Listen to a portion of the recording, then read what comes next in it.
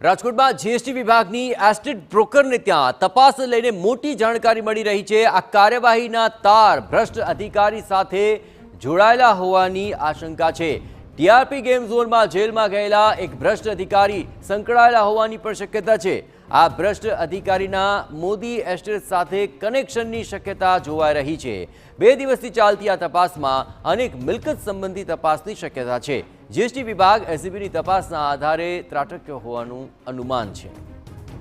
અને આ સમગ્ર કાર્યવાહી વિશે વધુ વિગતે વાત કરવા જોડાઈ રહ્યા છે ટીવી9 સંવાદદાતા મોહિત, શું વધુ કાર્યવાહી ચાલી રહી છે આ મામલે? જયેશ, ગત શનિવારના રોજ રાજકોટમાં જે મોદી એસ્ટેટ નામની પેઢી આવેલી છે કે જે બ્રોકરિંગનો વ્યવસાય છે તેની સાથે સંકળાયેલી છે, ત્યાં જીએસટી વિભાગની તપાસ છે તે આવી હતી। આ તપાસ દરમિયાન કેટલાક જે કરચોરીના કેટલાક ડોક્યુમેન્ટ છે તે મળ્યા હતા। જો કે સામાન્ય રીતે બ્રોકરિંગ છે તેને જીએસટી સાથે સીધી રીતે કોઈ સંબંધ ન હોવાને કારણે અનેક શંકા છે તે ઊભી થઈ હતી। દરમિયાનમાં જે સૂત્રો પાસેથી વિગત મળી રહી છે કે મોદી એસ્ટેટ છે તે જે રાજકોટના એક ભ્રષ્ટ અધિકારી છે તેની સાથે સંકળાયેલા હોવાની વાત છે તે સામે આવી છે ને ટીઆરપી ગેમ ઝોન અગ્નિકાંડ થયો ત્યારબાદ આ ભ્રષ્ટ અધિકારી સામે કાર્યવાહી છે તે કરવામાં આવી હતી અને તેના આધારે જ આ તપાસ આવી હોય તેવું અત્યારે અનુમાન છે તે લગાવવામાં આવી રહ્યું છે।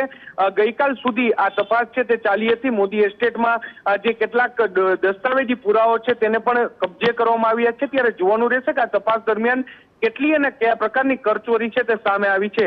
મોદી એસ્ટેટ કે જે બ્રોકરિંગનો વ્યવસાય કરતી હતી એટલા માટે અન્ય કેટલીક બિલ્ડિંગો છે તેના દસ્તાવેજોને લઈને પણ કરચોરી સામે આવી તેવી પણ શક્યતા અત્યારે વ્યક્ત કરવામાં આવી રહી છે। જી જય આભાર મોહિત, તમામ ગતિવિધિઓ પર આપ નજર રાખતા રહેજો। તો મિલકત સંબંધી આ તમામ બાબતોને લઈને હવે તપાસ થશે।